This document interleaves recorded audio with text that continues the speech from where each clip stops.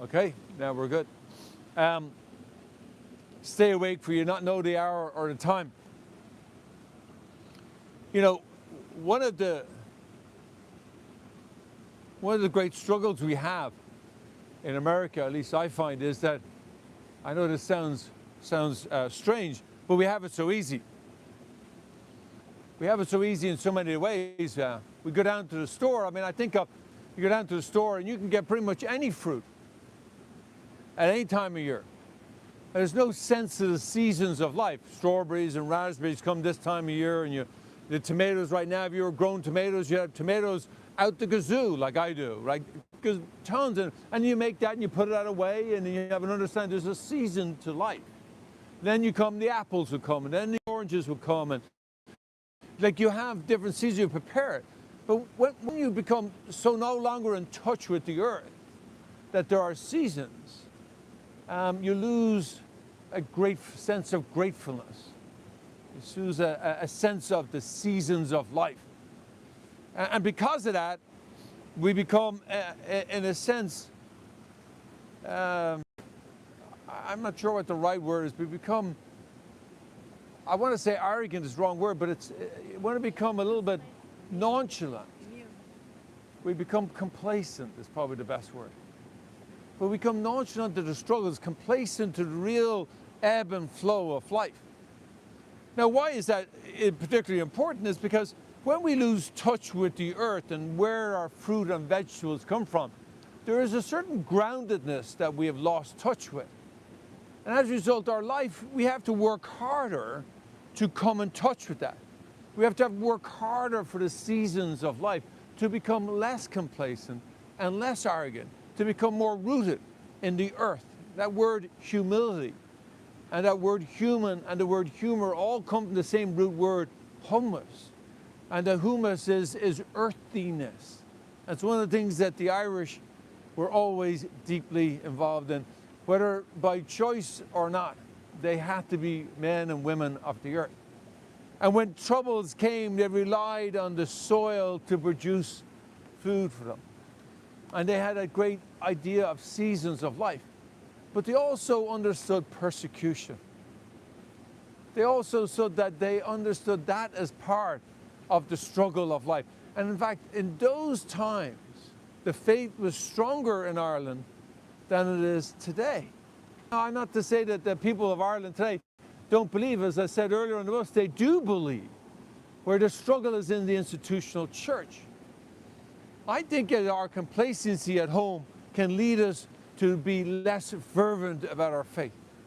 That what are we willing to stand for?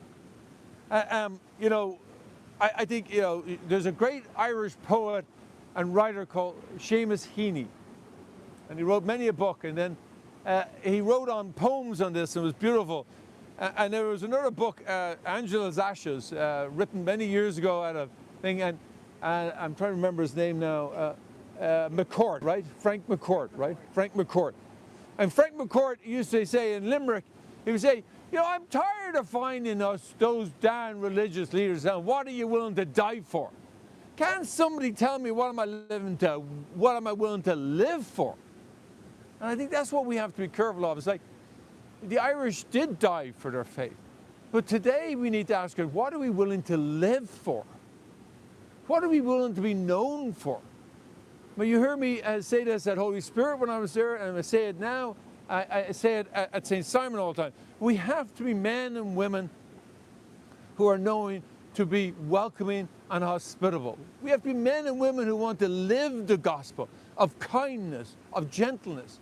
There must be no division among us in that singular goal, and that we must be willing to be welcome to all, and willing to, and I know it sounds strange, be willing to fight for that.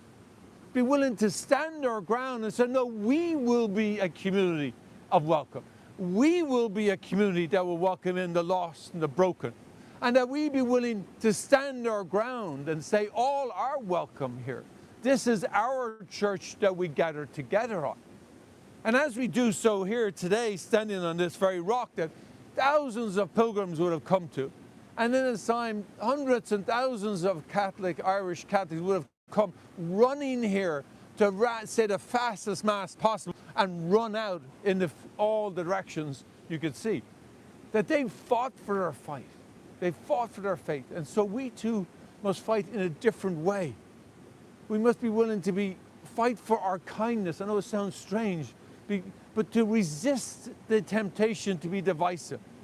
Resist the temptation that any political issue or any political party or any individual of any of those tries to divide us and say, no, we will have conversations. And I disagree with you on this person or this issue or that issue. So be it. But we will still talk, and we will still be friends, and we will still be Catholics side by side. We cannot let the secular society divide us, because that's exactly what oppression does. It's exactly what happened in Ireland, is that it divided the people against themselves and had the Irish fight the Irish in the name of the British. Let us, as Americans, not fight each other. Let us be men and women of peace. Let us men and women of conversation, of dialogue. But let us stand with Jesus Christ as our singular focus. Let that be our King. Let that be our singular focus. And that all we do and say at home leads us to what Jesus would have us do. And that was always one of kindness, one of forgiveness, one of love. It needs to be our singular marker that we call for. So as we think of what's going on back home and the divisiveness, especially since Charlie Kirk's assassination, there is many who divide on both sides. We can't allow that to divide us. We must condemn violence, no matter where it is or when it happens. And at the same time, we must be willing to fight for peace. We need to be men and women of peace who continually have conversations, a dialogue. Now more than ever do we need people who are willing to stand up for their faith and to come to liturgies and to be known to come to liturgy. And why is that important? Because it's what we have. Mysteriously, it brings us together and somehow it forms us. We don't know why. That's why we call it mystery, because it's a sacred mystery. God brings us together around this table, and we are one at this table because of what the Lord does for us, not for what we do for the Lord. It's what we do as a result of this, then we do for the Lord. But it's what the Lord does for us first. He unites us in the one Lord, in the one table, in the one cup, and in the one bread.